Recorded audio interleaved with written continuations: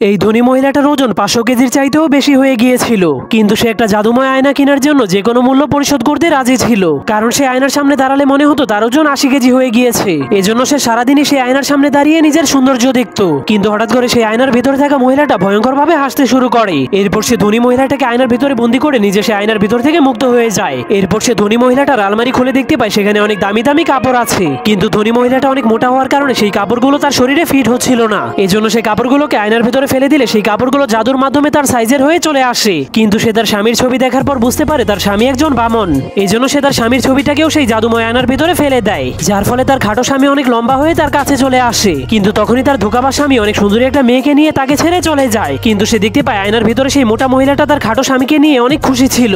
এজন্য সে তার ধোঁকাবাজ স্বামীকে ধরে আবারও সেই আয়নার ভিতরে ফেলে দেয়, যার ফলে তার খাটো স্বামী আবারও ফিরে আসে। কিন্তু সে ওই সুন্দরী মহিলাটাকে একদমই পছন্দ করতো না, যার ফলে সে সত্যিকারের ভালোবাসা বুঝতে পেরে সেই মোটা মহিলাটাকে আয়না থেকে মুক্ত করে নিজেই আয়নার ভিতরে চলে যায়। যাওয়ার আগে আপনার ভালোবাসার নাম কমেন্ট করতে ভুলবেন না।